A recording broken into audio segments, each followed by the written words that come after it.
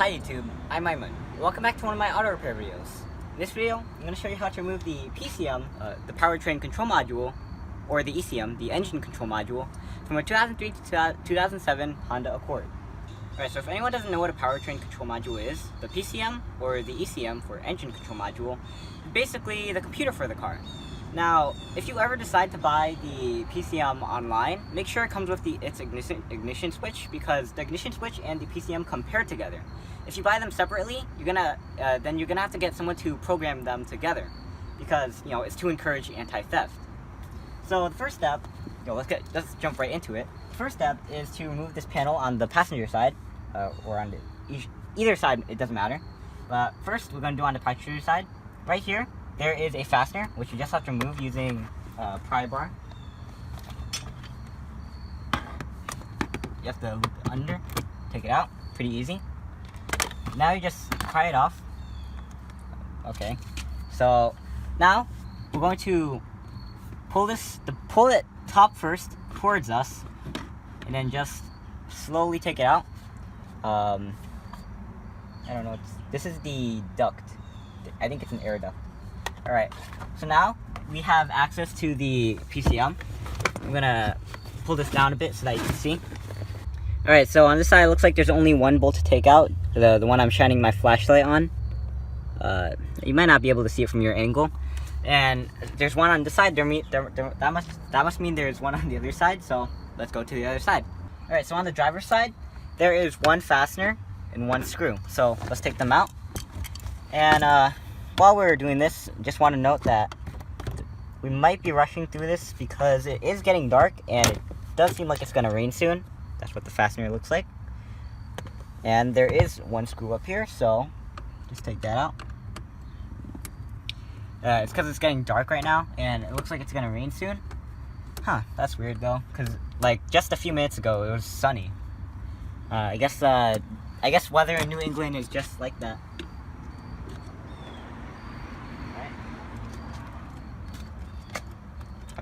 That's what the screw looks like. As you can see, the panel fell by itself. Thank you. And when we pull this up and back, and pull this back, it looks like on this side there's one. Yeah, it looks like there's only one bolt that we have to take out. This one. So seems simple in theory. So let me see which number the socket we need is. Let's see, number 10. I'm gonna put this on here. So number 10. Alright, so it looks like these are number 10. It doesn't look like the Milwaukee will fit. Even if the Milwaukee did fit right now, when we screw it out, it probably just gets stuck. So we might have to use a manual wrench, like we have right here. Alright. Side. Even this manual wrench is kinda close, so make sure you get the smallest wrench you can. If you have a ratchet wrench, I actually think we have a number 10 ratchet wrench. If you have a ratchet wrench, it would probably make it a bit easier. Alright, so my dad is all about using the right tool, so we have a 1/4 inch socket right here. When I was referring to a socket wrench, I mean this set is only like $10. This set is only $10, so in this day and age of technology, why make it harder for yourself by using technology that's outdated? So this one I can already take out by hand, so it doesn't seem like the ratchet wrench is necessary right now. Give me a second. So right now, it might be a bit slow, but the ratchet wrench isn't making any progress, so that's why I have to take it out by hand. Alright, so we took it out. That's what the bolt looks like. And when I was referring to a socket wrench, I really meant I was talking about this, but either way, it works, So let's go on the other side. Alright, so just to clarify, this is a regular wrench. This is a ratcheting wrench, and this is a socket wrench. It also ratchets though. So on this side, the passenger side, we're gonna have to access this bolt right here. In order to access it, we have to unplug everything. So in order to do that, there are these plugs right here. So all I have to do is press down on these buttons and then pull them out. Now it might be a bit hard from where you're standing or sitting. But this one is easiest to get out for me.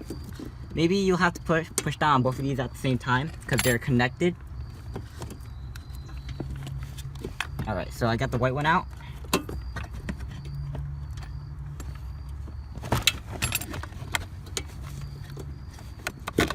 And I got the last one out. And I'm not sure if we have to take out that last one. I can definitely get some leverage on it though.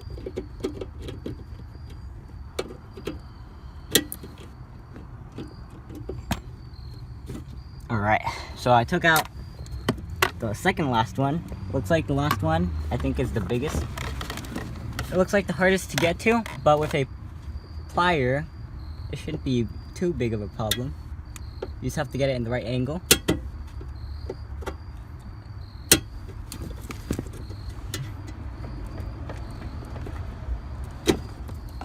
Alright, so I finally got the biggest one out, and the last one.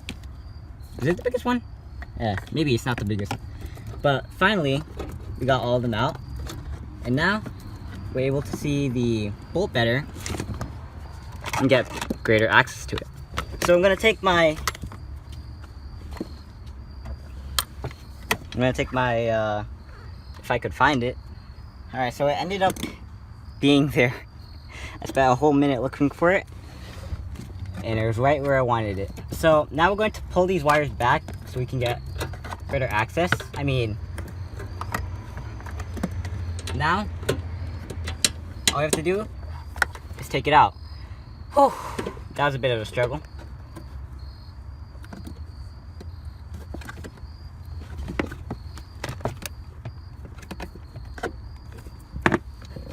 Oh, this is a bit stronger. And I'm at the worst angle right now to push it. Alright, so we're going to try using the bigger ratchet wrench with a socket. And it looks like it does work, indeed. And you know, my dad always talks about using the right tool. And I guess in this case, he was right. Because a longer ratchet wrench means more leverage. And that makes it easier to take it out. But now I guess since we already loosened it, we can go back to using the regular one. A bit sad that the Milwaukee doesn't work right now. It can't go under. Alright, so I don't hear any ratcheting, which means that it's probably already loose. Alright, so we finally got it out. That's what the bolt looks like. Okay. It looks in somewhat good condition. Now, we made it a bit easier on ourselves by taking out this clip right here that held in the wires and everything so that we could get more room. Now from here, we should try to slide it out towards us, and if that doesn't work from here, then we'll have to do it on the other side.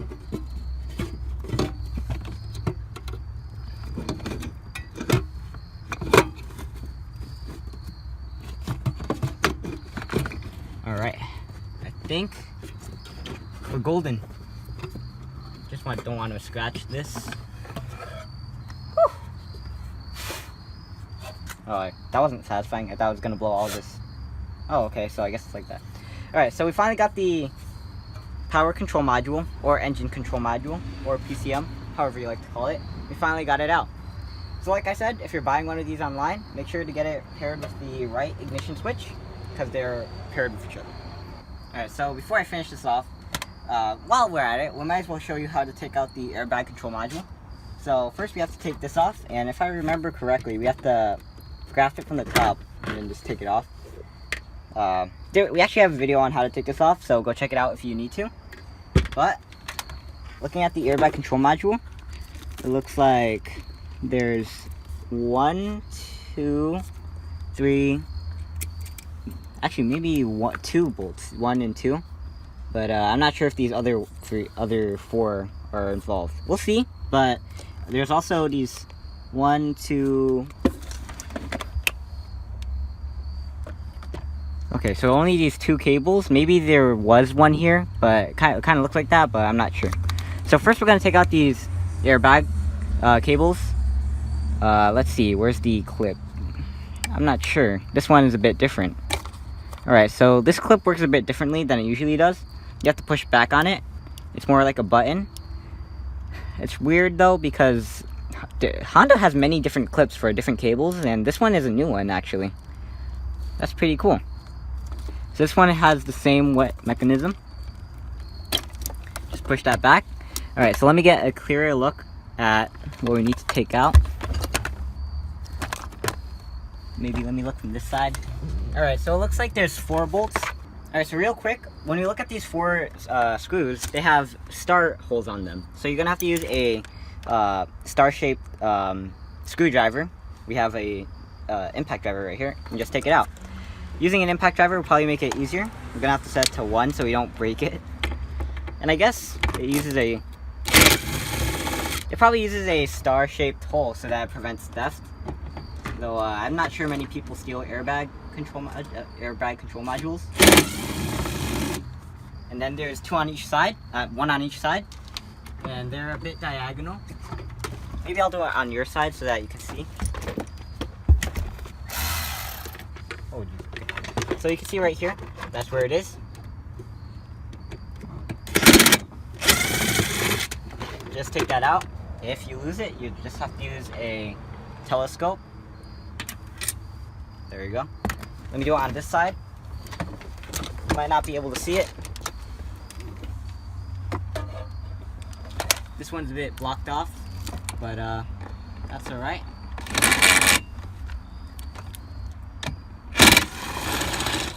Alright, so when it finally goes off, by the way, this is what the screws look like. When it finally goes off, I'll just put this here. Let's see, can we just take it out? Let me just remove these. Let me set these aside. Already lost one of them, that's alright. When you take all of them out, it looks like you can just easily remove it. Make sure to keep out of the way of wires, but eventually you'll take out the airbag control module. Alright, so I'm Iman, and I just showed you how to take out the airbag control module and the power control module from a 2003 to 2007 Honda Accord. This was actually pretty fun. You know, this is actually pretty simple too. There's only 2 screws on here and 4 screws on here. So all in all, I'd say it was a good day's work. Let me put this down, and I'm Iman. Thanks for watching. Please like, comment, subscribe. Look at videos on Iman, especially the auto repair videos, and as you can see, taking apart the car videos. And I'll see you there. Alright, so just gotta make sure everything's facing the right way. And I'm Iman, signing out. Peace. Alright, so taking apart the car is fun. But you know what is even more funnier? Cleaning up the tools. And I know I surprised my dad, but he may not like putting the tools away, but I really like organizing stuff, so, you know, cleaning up the tools is right up my alley. But my dad tells me that in some parts of the world, especially in third world countries, people take apart cars using only, you know, like adjustable wrenches and pliers. And I think that's pretty cool. Until you realize that I needed to use all of this in order to take apart a car. Maybe in the future I'll be able to take apart a car just using pliers and a wrench, but we'll see. Alright, so let's get to it, and I'll see you. Bye.